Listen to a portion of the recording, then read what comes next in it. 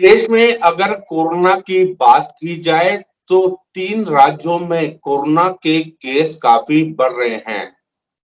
क्या इसे चौथी लहर की आहट समझा जाए या फिर चौथी लहर की शुरुआत समझी जाए? इस विषय पर बात करने के लिए हमारे साथ जाने-माने corona expert doctor Amarinder Jha ji हैं। अमरिंदर जी, बहुत-बहुत स्वागत है आपका पंजाब केसरी टीवी और नवोदय टाइम्स पर। सभी को मेरा नमस्कार। अमरिंदर जी, देखा जा रहा है कि केसेस बढ़ने शुरू हो गए हैं। क्या माना जाए इसे? क्या चौथी लहर की दस्तक है? हाँ, बिल्कुल केसेस जो हैं वो बढ़ तो रहे ही हैं, क्योंकि जब जब ये नया वेरिएंट आता है उसके बाद से केसेस बढ़ने शुरू हो जाते हैं। अभी लगभग और 15 दिन बचे हुए हैं, जबकि पीक आने की 15 दिन से लेके 20-25 दिन के अंदर में पीक आने की संभावना है। तो केसेस तो बिल्कुल बढ़ रहे हैं, लोगों को सावधानियां बरतनी शुरू कर देनी चाहिए। क्योंकि केसेस जहां तक बढ़ने की बात है तो देश में एक तरफ केस बढ़ना है, दूसरी तरफ जो 3 राज्य हैं जिनमें सबसे ज्यादा केस बढ़ रहे हैं उसमें दिल्ली, हरियाणा और यूपी है। तो कैसे माना जाए कि ये चौथी लहर की दस्तक या आहट है? क्योंकि पूरे देश में देखिए, तो बढ़ नहीं रहे, खाली इन नहीं 3 राज्यों में है। ये हमेशा से ऐसा ही हुआ है। जब पहले वेव्स पे भी आते थे तो अब कभी भी ऐसा नहीं होता था कि सबका पीक एक साथ आता था। ऐसा धीरे धीरे पहले कुछ राज्यों में केसेस बढ़ने शुरू होते हैं, और यदि वो उसको रोकथाम नहीं हो पाती है या फिर वो नंबर्स को थोड़े कम नहीं कर पाते हैं तो धीरे धीरे देखने में आता है कि फिर दूसरे स्टेट्स भी इन्वॉल्व हो जाते हैं।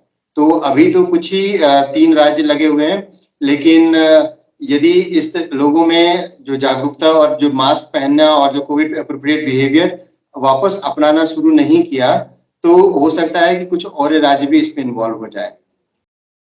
आपने नए वेरिएंट की बात की है, कौन सा नया वेरिएंट है? क्या इसके सिम्टम्स हैं? देखिए, अभी जो नया वेरिएंट है वो XE वेरिएंट है। ये रिकॉम्बिनेंट वेरिएंट है ओमिक्रॉन का। BA.1 और BA.2 मिलकर जो कुछ म्यूटेशन हुए हैं, उस म्यूटेशन के आधार पर एक नया वेरिएंट बना है। ये वेरिएंट अभी तक जो देखा गया, इसमें ये नहीं लगता कि ये बहुत खतरनाक है, लेकिन ये लगभग 10%, जो पहला जो ओमिक्रॉन था उससे 10% इसका जो इन्फेक्टिविटी रेट है, जो ट्रांसमिशन रेट है, वो इसका ज्यादा है।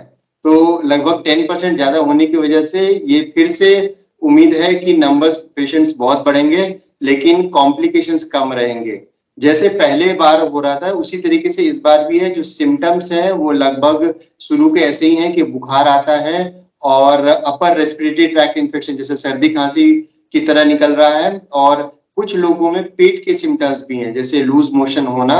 ये जो 3 सिम्टम्स है, फीवर, कफ और पेट दर्द, पेट का या लूज मोशन, ये 3 सबसे कॉमन है। उसके बाद जो कुछ अनकॉमन है उनमें आपको कोई भी हो सकते हैं, चाहे कान में छोटी मोटी दिक्कत हो सकती है, चाहे आंख में थोड़ी मोटी छोटी मोटी दिक्कत हो सकती है, और बॉडी जो मलेज होता है, बॉडी मतलब पूरा शरीर दर्द करता है, और इसके साथ कुछ लोगों में लॉस ऑफ टेस्ट और लॉस ऑफ जो स्मेल है वो भी देखा जा रहा है। इस वेरिएंट की बात करें तो भी हाल ही में दिल्ली NCR में इसने बच्चों को प्रभावित किया है। क्या ये बच्चों पे भी असर करेगा उतना ही? क्या बच्चे ज्यादा प्रभावित होंगे इस लहर में? नहीं, जितना उम्मीद है कि ऐसा नहीं हुआ कि बच्चों पर ही ज्यादा प्रभावित होगा। इस बार क्या हुआ है कि इसी समय सारे स्कूल्स एक साथ खुल गए। यदि सारे स्कूल्स में इतने स्ट्रेंथ बच्चों के बढ़ जाएंगे तो उन जो बच्चे जब ज्यादा स्कूल जाएंगे तो उनमें से 1-2 भी इन्वॉल्व होगा, तो नंबर्स बच्चों के ज्यादा आ जाते हैं। पिछले वेव सब में बच्चे घर में रह रहे थे, तो ऐसे में एक तो उनकी जांच होना कम था, और दूसरा क्योंकि वो बाहर कम निकल रहे थे और कोविड एप्रोप्रिएट बिहेवियर घर में अपना पा रहे थे, तो इसलिए बच्चों में कम हो रहा था। उम्मीद है कि इस बार भी बच्चों में इन्फेक्शन ज्यादा नहीं होंगे, और ये भी देखा जा रहा है कि कुछ दिन में ही गर्मियों की छुट्टी आने वाले हैं। तो ऐसे में जब एक बार बच्चे स्कूल जाना बंद करेंगे तो देखा जाएगा कि बच्चों में इन्फेक्शन रेट जो है वो कम रहेगा, और साथ में पहले बार की तरह ही कॉम्प्लिकेशंस तो हमेशा से ही बच्चों में कम रहे हैं। क्या जिस तरह आप बता रहे थे कि अगले 20 से 25 दिन या 1 महीना 1.5 महीना जो चौथी लहर की आशंका है। क्या ऐसे में लॉकडाउन लगने की भी संभावना लगती है आपको, या लगाना चाहिए? नहीं, इस बार अब नहीं लगता। जैसे पुराने जो हमारे एक्सपीरियंस है उसमें गवर्नमेंट ने भी देखा है कि जो लॉकडाउन लगाते हैं उससे रोकथाम तो होता है, लेकिन रोकथाम के साथ में जो इकोनॉमिक लॉस होता है वो बहुत ज्यादा हो जाता है। तो इस बार अब ये भी देखा जा रहा है कि कॉम्प्लिकेशंस बहुत ही कम हो रहे हैं यदि हम तुरंत में ट्रीटमेंट लेना शुरू कर दें। तो अब तो हॉस्पिटल एडमिशन रेट तो बहुत ही कम है, तो ऐसे में लॉकडाउन लगने की उम्मीद तो कम है। लेकिन लोगों को यदि कोविड एप्रोप्रिएट बिहेवियर अच्छे से अपनाएंगे तो उम्मीद करते हैं कि हॉस्पिटल एडमिशन और कॉम्प्लिकेशंस बिल्कुल नील के बराबर रहेंगे। हाँ, आपने जिस तरह जिक्र किया, अगर किसी को कुछ शुरुआती सिम्टम्स लगते हैं तो ऐसे में वो कौन सी दवा या क्या उपचार करे जिससे वो कोविड से बच सके? और दूसरा एक चीज जो पिछली लहरों में देखा गया है कि एक डोलो गोली आती है जो हर पर्चे पे डॉक्टरों के देखने को मिली थी, क्या उसे ही लिया जाना चाहिए या क्या, मतलब आप बताना चाहेंगे? नहीं, वो बिल्कुल सही दवाई है। डोलो के अंदर पैरासिटामोल है। तो हर जिसको भी कोरोना होता है तो लगभग 99 लोगों को बुखार तो आता ही है। तो ऐसे में डोलो देना बिल्कुल सेफ है और डोलो के कॉम्प्लिकेशंस भी बहुत कम होते हैं। तो हर जिनको भी यदि पहला सिम्टम्स आ रहा है, यदि बुखार आना शुरू हो रहा है या थोड़ी भी सर्दी खांसी शुरू हो रही है, तो उनको इमीडिएट अपना ट्रीटमेंट शुरू कर देना चाहिए। पैरासिटामोल की दवाई दिन में 3 बार लेना शुरू कर दीजिए।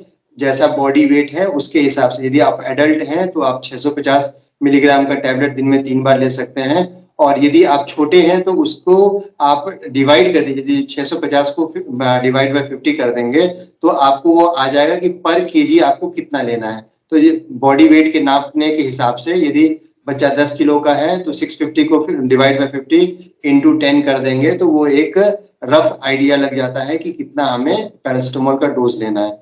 साथ में लीवोसिट्रिजिन की टैबलेट जो सर्दी खांसी पे बहुत अच्छी असर करती है, वो उसको रात में बस 1 बार लेते हैं। उसको 5 से 7 दिन लेना है। और यदि आपको ज्यादा खांसी में बलगम ज्यादा आ रहा है तो एक आप एंटीबायोटिक जिसमें कि एक एजिथ्रोमाइसिन हो सकता है या फिर वो एमॉक्सिसिलिन का टैबलेट हो सकता है, आप उसको जोड़ सकते हैं। ये जो 3 दवाइयां हैं, इन 3 दवाइयों से ही बहुत आराम मिल जाता है। और यदि बीमारी के तुरंत में दवाइयां शुरू करते हैं तो ये फायदा होता है कि आपको कॉम्प्लिकेशंस होने की संभावनाएं बिल्कुल ही नहीं रहती। जाते जाते आप ये भी बताइए कि जैसे हम मास्क लगाते थे, सोशल डिस्टेंसिंग रखते थे, अब हाल में देखा जाए तो वो चीजें कम हो गई हैं। लोग जागरूक हैं पर क्योंकि अब मार्केट खुले हैं, बाजार खुले हैं तो भीड़ भाड़ होने लगी है। ऐसे में कोरोना से कैसे बचा जाए, क्या कुछ अमरिंदर झा जी सर अपनी सलाह देना चाहेंगे? देखिए, अब तो जैसे कि हर 6 महीने में वेव आ रहा है, तो सबसे पहले ये देख लें कि नंबर्स पे ध्यान रखें। जैसे जैसे आप नंबर्स बढ़ रहे हैं वैसे वैसे आपका सतर्कता का लेवल भी बढ़ जाना चाहिए। अब नंबर्स ऐसे हो रहे हैं कि जिसमें कि हम इन्फेक्ट हो सकते हैं। तो इसीलिए मान लीजिए आप पहले मास्क नहीं लगा रहे होंगे या उतना सैनिटाइज हाथ नहीं कर रहे होंगे, कोई बात नहीं। लेकिन अब जो ये 1 महीना बीत रहा है इस पे आप बिल्कुल ये सब चीज पर ध्यान रखिए, मास्क लगाइए। और फर्स्ट सिम्टम्स होते ही इवन आप यदि अपने को कोरोना के लिए टेस्ट नहीं कर रहे हैं तो भी आप अपर रेस्पिरेटरी ट्रैक इन्फेक्शन, मतलब ऊपर की जो सर्दी खांसी है उतने की जो ये 3 दवाइयां हैं ये जरूर शुरू कर लें। इन 3 दवाइयों से ही आराम हो जाता है। जरूरी नहीं है कि आपको हर बार टेस्ट के पीछे भागना है। यदि आपको सर्दी खांसी है तो सर्दी खांसी की दवाई ले लीजिए। कोरोना भी एक तरीके का सर्दी खांसी ही है जो कि शुरू की ही तीनों दवाई स्टार्ट कर लेने से बहुत आराम मिल जाता है। उसके बाद कॉम्प्लिकेशंस के चांसेस बिल्कुल कम रहते हैं।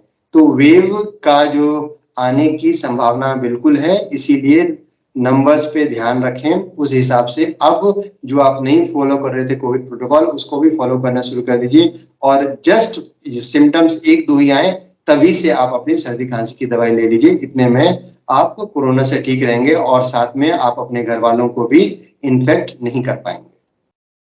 बहुत बहुत शुक्रिया अमरिंदर जी, पंजाब केसरी टीवी और नवोदय टाइम्स से बातचीत करने के लिए और अपने महत्वपूर्ण जानकारी साझा करने के लिए। धन्यवाद सर। धन्यवाद।